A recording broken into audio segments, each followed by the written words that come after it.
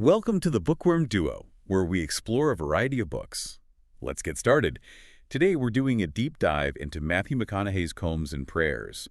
And this isn't just a poetry collection, it's really more like a chronological map of his thinking. Exactly. It blends that deep philosophical stuff with, his signature kind of Texas swagger and humor. So our mission for you today is basically to walk through the book as he structured it, section by section. We'll try to pull out the key ideas, the sort of core insights behind his whole framework. And you see right away, it's not your typical celebrity book. I mean, a dedication itself kind of says it all. Dedicated to the original dream belief.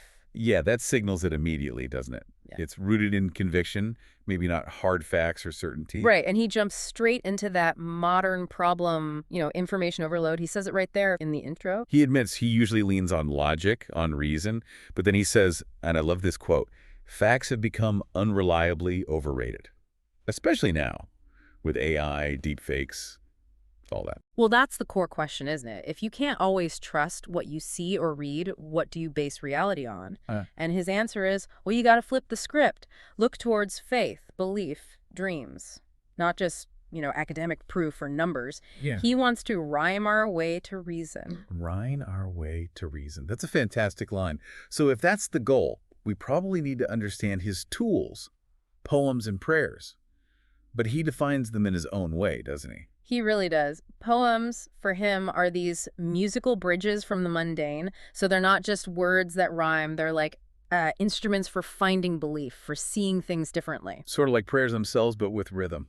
Yeah, exactly. He says they often are prayers, just ones with a beat. Okay, so if poems are these bridges, what about prayer? How does he approach that? Prayer is about revival. Heart, mind, spirit. And the key mechanism, simply paying attention. Take attention. So it's not just asking for stuff? Not at all. It's about focus, like deep focus, making sure your own ambitions, your earthly goals line up with what he calls divinity's law. It stops being a chore, like a responsibility, and becomes a devotion. That idea of intentionality feels like it sets the tone for everything that follows. Now, speaking of structure, he does something pretty bold early on, the Greenlights intermezzo. Oh yeah, that's quite a move. It's basically his previous book, Greenlights, summarized in a single poem, like the 5-minute version. Does that actually work, you think? I think it does, yeah, because it distills the essence of his life's philosophy so far. The poem is like this rapid-fire recap of his main idea. Life forces you constantly to figure out when to persist, pivot, or concede. It's like a highlight reel, but packed with these super specific, almost kind of random details that really stick in your head. Spot on. It just rattles them off. Learn the rules, then raise your freak flag, CPR, building treehouses, losing lawsuits, trading sports cars. And the famous arrest story where he had proof of our innocence. Right. And it all builds to that idea of chasing your hero, your future self, the best version of you. You finally catch him, but then you change the game to keep chasing. Because, as he says, I never want it to end. The point for you, the listener, is that your future self is always moving. The real fulfillment is in that chase, that pursuit. That constant pursuit. Yeah. It links up nicely with the next bit, right? The navigation and live-in ditties, which seem more about those immediate, funny, everyday moments. Yeah, the ditties, he calls them songs, the written beat poetry of assembled circumstances. It's this cool idea that if you keep a certain rhythm in your head, life kind of starts rhyming back at you. Okay, I like that. And the anecdotes themselves are just great, like shades for the eclipse. He's driving around looking for eclipse glasses. For a girl named Nikki. But the detail that makes it is the mid-stop, right? Oh, totally. Buying that no-tax $2 burrito from a lady who had set up a stove in an abandoned bank. I mean, the abandoned bank. Yeah. The $2, no tax. It's just so perfectly random and real. It captures that feeling of stumbling onto something unexpected. And then there's Deuces, the road trip ditty. That one is just painfully relatable. Oh, man. Peak human experience right there. 6 in the morning, 40 miles south of Petite, Texas. That frantic search for a bathroom. The sheer relief of finding that porta potty. And then the kicker realizing he passed the janitor on the way out, so he was definitely the first button the morning's mine on the porcelain. It's just those little moments of, like, unexpected grace, almost. But okay, moving from humor, the next section, Man Up Regulation Gauges, seems to get more into self-assessment, balance. Yeah, this is about how to avoid letting those urgent moments, like needing a porta potty, run your whole life. He uses that great kind of dated analogy, Mhm. the 1980s Alpine car stereo equalizer. Right, with the little sliders. Exactly. Your life has these main sliders or gauges: health, family, marriage, career, God. And you constantly need to be adjusting them, recalibrating. We all know balance is important, but he points out something interesting. Success itself can throw you off balance. Yeah, that's a key insight. If your career gauge, say, is shooting way up, hitting the high notes, Mm. then maybe your family gauge or your God gauge slips into the red. You got to take inventory, adjust. But the problem is, most people only check the gauges after the crash. That's true.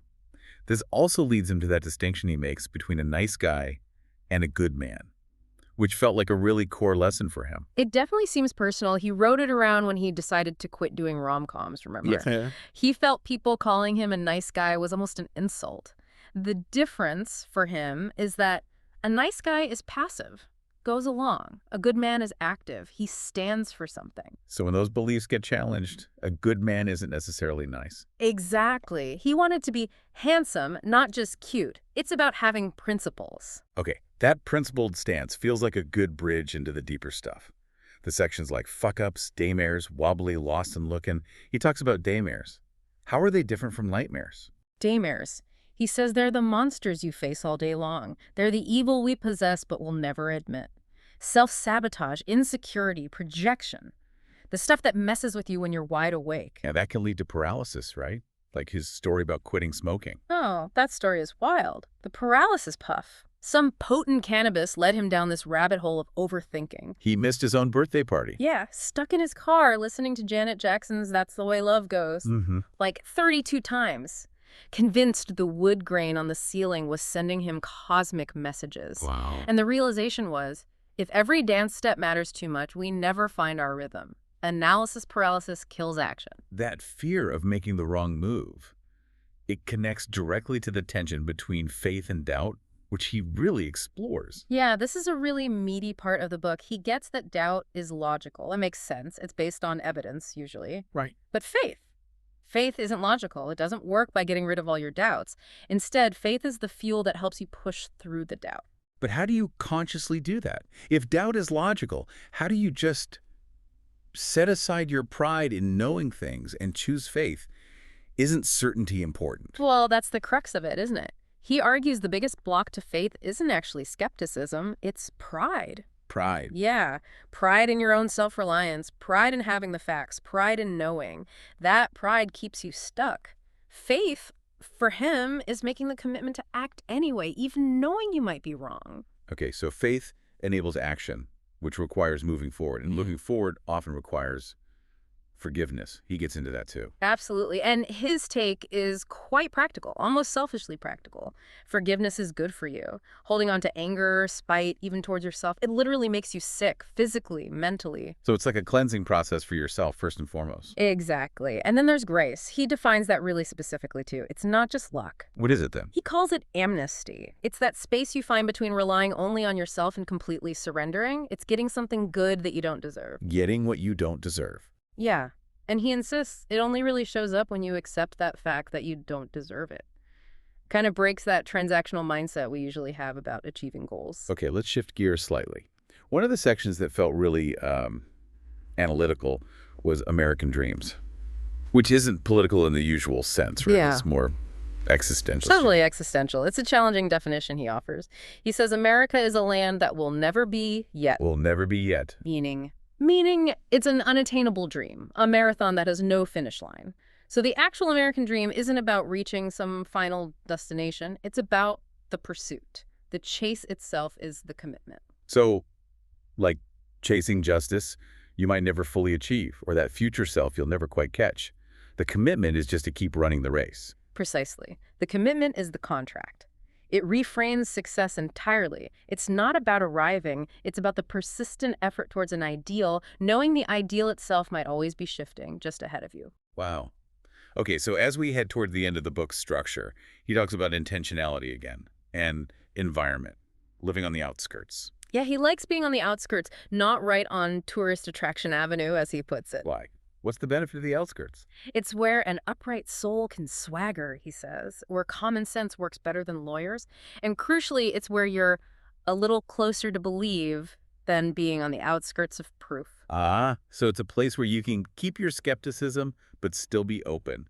Like finding moss on a stone, you can observe reality without being drowned out by the noise. You got it. It's about picking your environment, your frequency, setting your sunrise intentions before the world tells you how to feel or think, living intentionally. So, wrapping up the book's journey, what's the final message? The PS seems to offer that concluding thought. Yeah, the PS kind of ties it all together. Cheers to having the courage to search for our own heaven on earth, to understanding that the seeking is as close as we can get to finding it. The seeking is the finding, almost. It really comes back to that. The value is in having the guts to start the search, the chase. That is the destination. Okay, before we finish, let's leave you, our listener, with one final idea from the book to chew on. Something that encourages that self-reflection he champions. Right. It's this concept of projection he mentions. The line is, projection equals inventory. Projection equals inventory. What does that mean exactly? The insight is pretty powerful. Basically, how far you can realistically project into your future depends entirely on how far back you can remember and understand your past. Oh, okay. Your personal history, the lessons learned, the mistakes made, the wins, the losses. That whole inventory determines the horizon line for what you can even imagine or aim for next. So don't just look back for nostalgia or regret. Exactly. Look back to take stock. Your past is your credential, your data, your roadmap for chasing whatever future you want to build. It tells you what you're equipped for. That's a great thought to end on. Examining your inventory to fuel the chase. Thanks for joining us. Subscribe for more bookish adventures and hit that like button if you enjoyed the ride. Don't forget to share the knowledge, spread the word.